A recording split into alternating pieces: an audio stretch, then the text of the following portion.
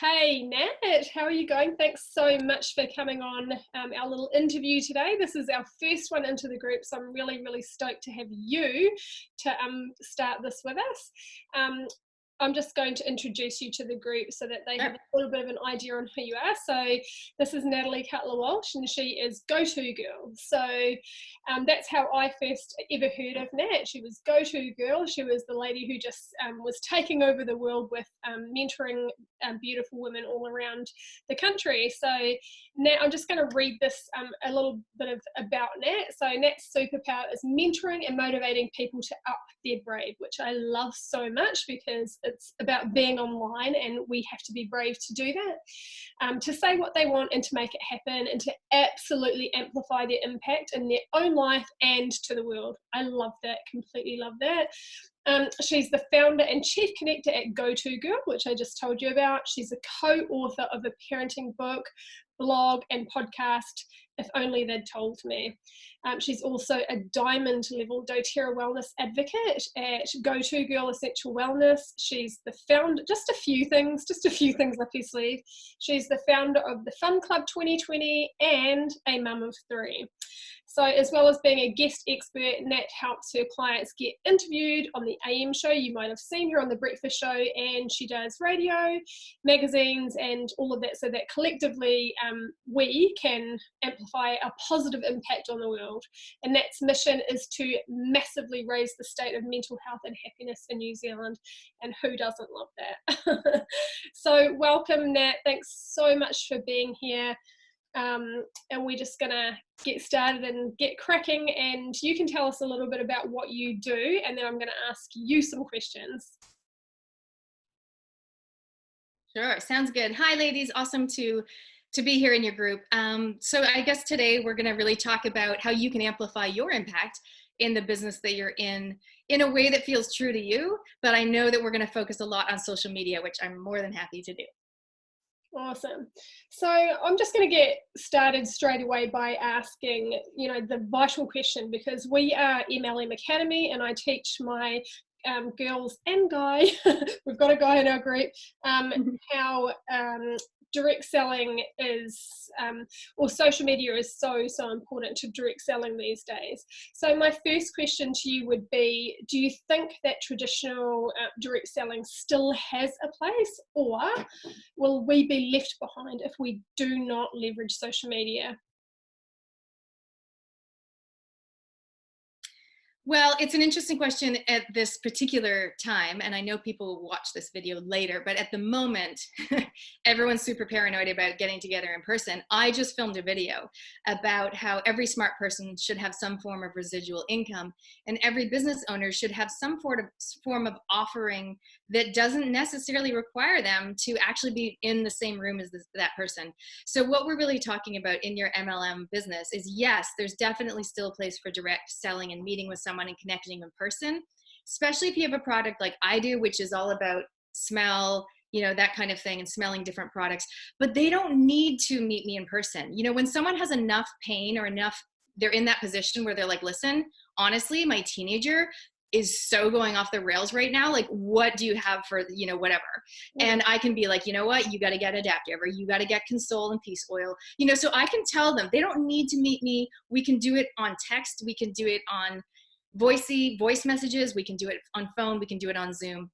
So I think it's super important for everyone here to realize it's not about being on social media and like tall poppy and putting yourself out there. It's not just about that. It's about people being able to get what they want easily. And some people just don't want to come to a party or a class or a workshop. They're just like, just tell me what to do and make it easy. Yeah, that's so true. And actually, that kind of leads into the next question. Well, actually, this is a few questions down, but it's a perfect timing to ask it. So, therefore, how do you distinguish yourself from other doTERRA consultants online? Because, I mean, you're selling to people, and some won't want to come to a party and some won't want to be there in person, but how do you get people to come to you for your product, and how do you get them to know, like, and trust you enough to just go with your word instead of needing to try your products? Yeah, I think we all have heard 1,000 times that we need to be authentic online. And sometimes it's like a matter of going, like, who are you and what do you stand for?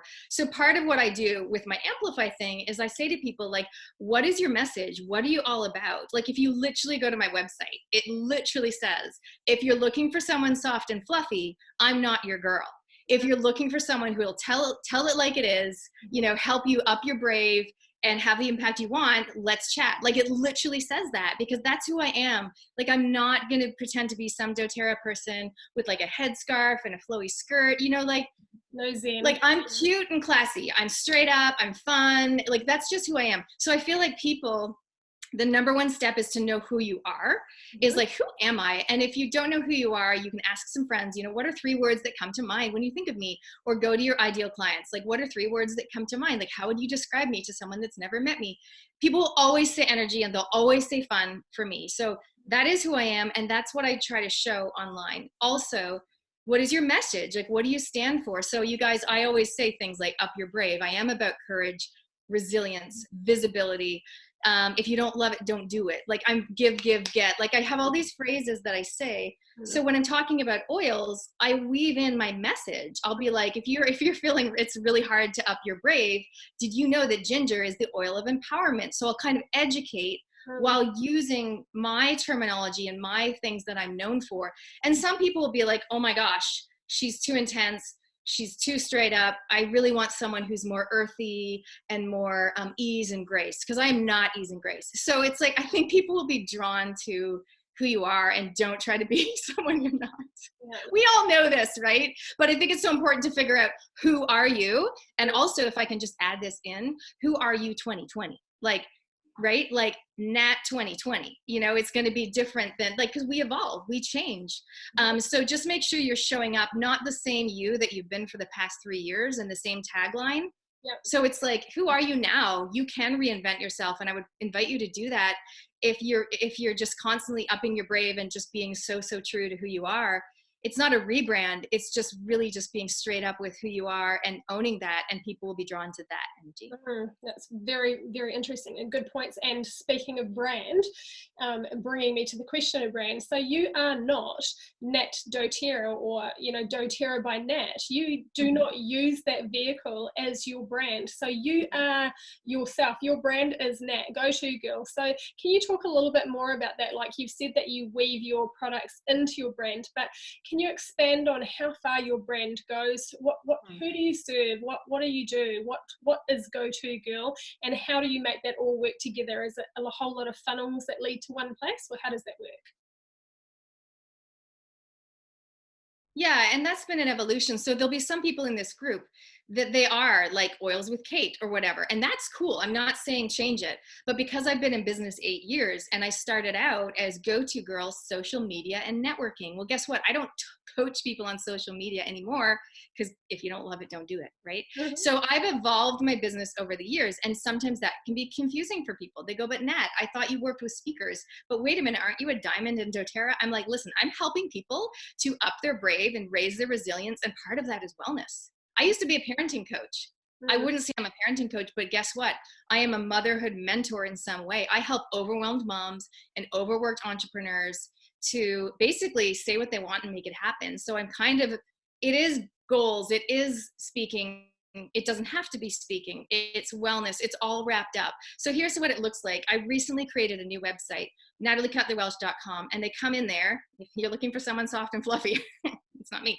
And then it has these 3 places, and it says, do you want help to, like, amplify? So I use the word amplify a lot, your parenting or your marriage. Because remember, I used to want to save 1 million marriages, and I'm kind of doing that. I don't want to be a superhero, but I'm empowering people to save their own marriage. So it's like parenting and marriage is one box that they can click. Or amplify your business, impact in business, they can click that. Or, you know, amplify your resilience and your wellness, and they can click that. And now if they click the wellness box, it actually takes them at this point off to my Go-To Girl Essential Wellness website, where they can learn, watch videos all about essential oils, the business side of it, the customer side, they can order, etc. Obviously, if they go in the middle, they're going to learn a little bit more about amplifying their business as a speaker or a business owner. And over here, that'll take them to buy my parenting book or look at other people that I've kind of affiliated with that can help them with their marriage and their parenting. So I've kind of just this last year brought it under this one umbrella website.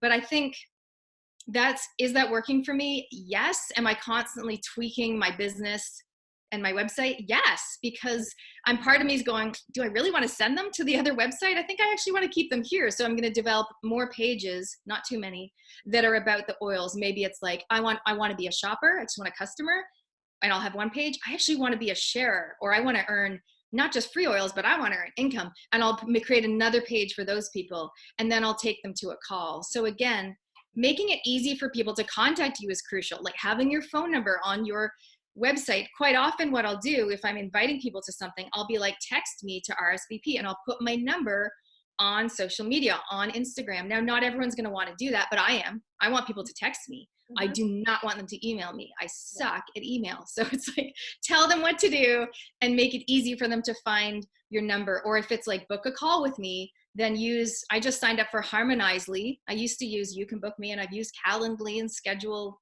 once in the past. So I'm trying Harmonizely because I actually want people, especially now when everyone's paranoid about connecting in person and getting germs, I want people to be able to like book a time and do either a wellness consult with me for free or a business, amplify consult for free. And then I'll take them down the road of either being a customer or signing up for one of my mentoring programs. So I think for you guys listening, having some really easy way for people to contact you, even if it's just text, but if you want them to book a time, don't go back and forth, like sign up for one of those online calendars. It's so much easier. That's really good. So I'll link that as well at the end, as well as your website. But really interesting point that you are really, like you said, that you're always sort of tweaking and making, touch-ups to your life and to the way you do business. But it sounds like you drive your customers to your own website. So it's not a generic website. You're not driving them off to doTERRA's set up website that is under your name. You're sending them off to your own website, and probably if it's like direct selling, you will have links that will take them to somewhere that can sell, but you're essentially driving them to your own brand. So tell me how important you think it is keeping your customers knowing that you are the brand rather than all of your vehicles that you are funnels into your brand. Well, so people do know me as the go-to girl because that's my original business. And that's why I kept with that name, like Go-To Girl Essential Wellness, when 4 years ago I added the wellness side of it. So I do use that, but often I'll do a post, there's maybe this one here that I did today about Fun Club, but I'll put my name. I'll be like, if you want more fun in your life, your marriage, your job, get in touch with me or click the link in bio at Nat, like AKA Go-To Girl. So I want them to know that I'm an actual person, but people do know me as the Go-To Girl, and I quite like it because that is what I do. I love to connect people. Yeah. But now I'm also using the phrase, I call myself the Up Your Brave mentor, because Up Your Brave is my keynote topic. It's like the name of my keynote. So what I'm doing is now weaving that in because it's about the courage and the resilience and putting yourself out there. Now, some people here might not want to be a speaker, but they want to put themselves out there or they know they should put themselves out there on Instagram or Facebook or LinkedIn. So I would just remind you that it's not just an ego thing. It just makes it really easy for people to brand awareness, go, oh, so-and-so, I saw that amazing picture of her in Taupo. I didn't realize she did skincare. Oh, that's cool. I've been following her for a while. So partly I'm like, you guys, you got to come out of the closet. You have to let people know that you sell whatever it is that you sell, because remember, we're not salespeople, we're helping people. That's exactly right. And one of my questions is how, so are you selling a product or are you selling a solution? It sounds to me like everything that you do drives towards a solution for people, right? Yeah. And I guess I don't know if you guys can see my Insta, but you're not going to go, skincare and punch them in the face with your skincare. You kind of go, I don't really do 1 in 7, but in my Go-To Girl Instagram, sometimes I'll talk about my client who yesterday went on the AM show. So I'll talk about that. And then maybe after that, the next day or later that day, I'll do an essential oils post but it's all around confidence, visibility, proactive wellness, doing what you want, upping your brave. Like, it still fits in with my messaging. Mm. But I'm very aware that, oh, it's like I have oils maybe 1 in 5 or 6 posts on my Go-To Girl page, whereas I do also have Go-To Girl Essential Wellness, and I do a lot more, because it's like if they want to know about oils, that's really where they want to follow me, because I only pepper the oils into the other page. Yeah, amazing. Sorry, interrupting. So everything essentially drives towards so everything is a funnel that drives towards what you're selling. Every single thing you do is a funnel towards something, and it all ends up at your one website, or where does it all end up? Well, with what I love is Linktree, which is that feature in Instagram where you can say click link in bio. So it's this one-stop shop link. Mm-hmm. So basically it depends. If I'm telling them about Fun Club, I don't want to send them to my website, because then they have to find Fun Club. So I actually want them to go straight to the Fun Club page. So I'll go click link in bio, and then it'll take them to the, I'll just show you guys. I don't know if you can see it. On Instagram, you click my link, it goes to Linktree, and it has a few options. So you never have to go and change the link in Instagram all the time.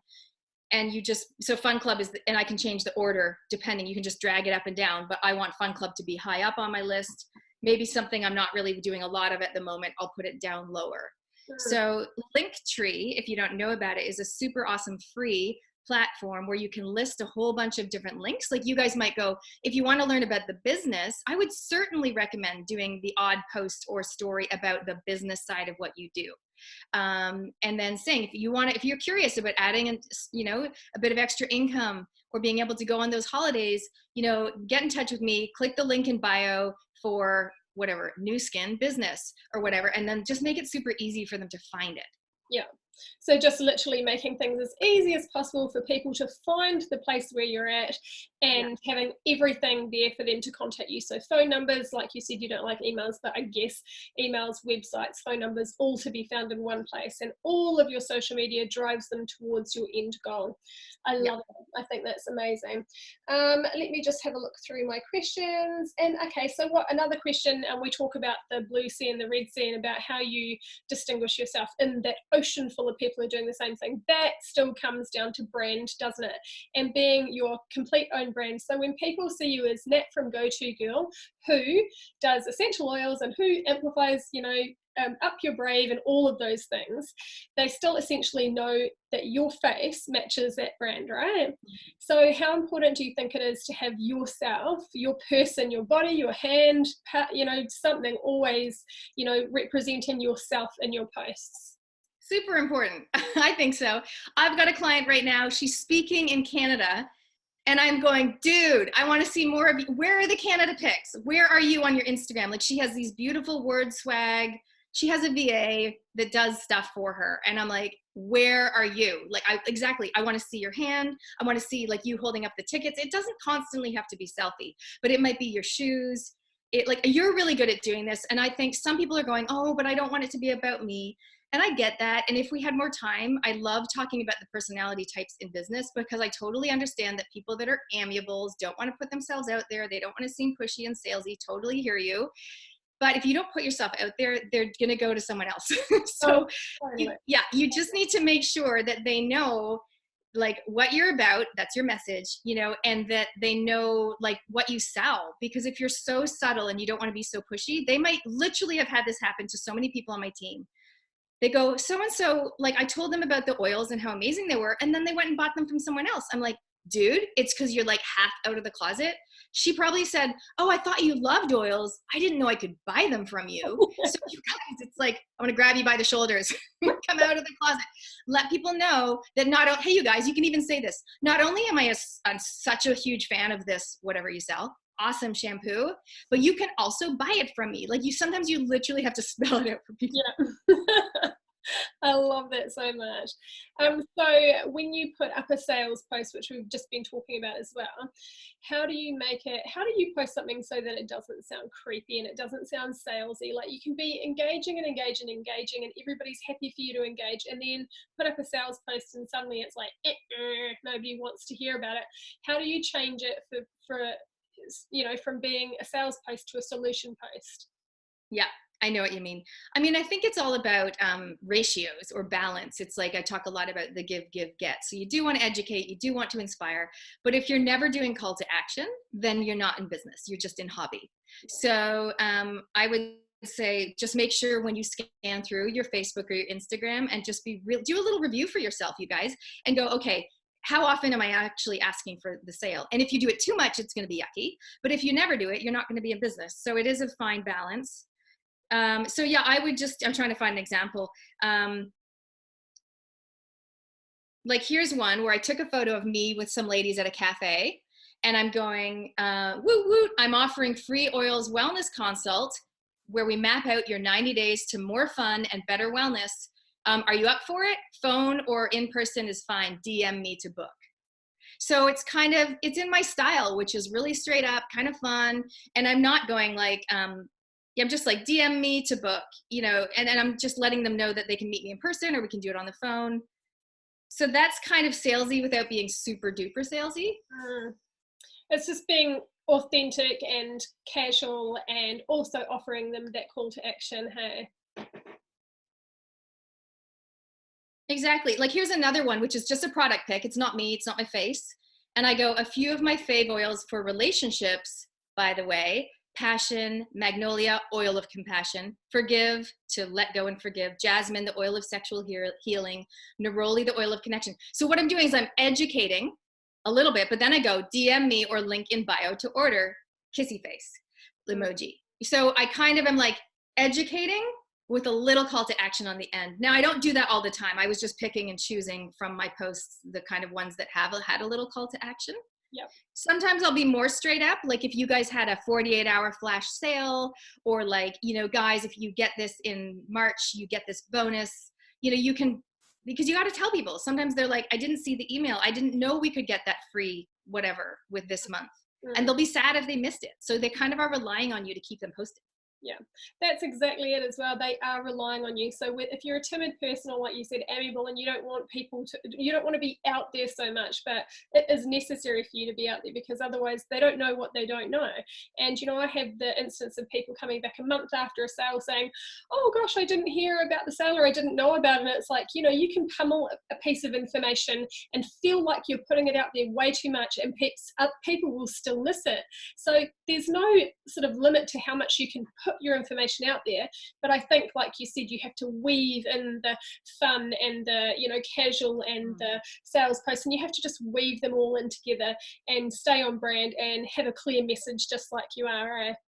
Yeah. The other thing that's so important though with social media, I think, is private messaging people and voicey messaging. So quite often, let's say there's a promo and I know that somebody loves this one product, I know that someone's going through this serious issue with their kid or their husband or whatever. I'll private message them and I'll be like, hey, so-and-so, like I'll either type it or I'll voice message. You know how you can click the microphone and it's your actual voice? People love it when you voice message. They'll be like, oh my God, so awesome to hear your voice. We haven't chatted in ages. Yes, my husband is still redundant, totally depressed. How can you help?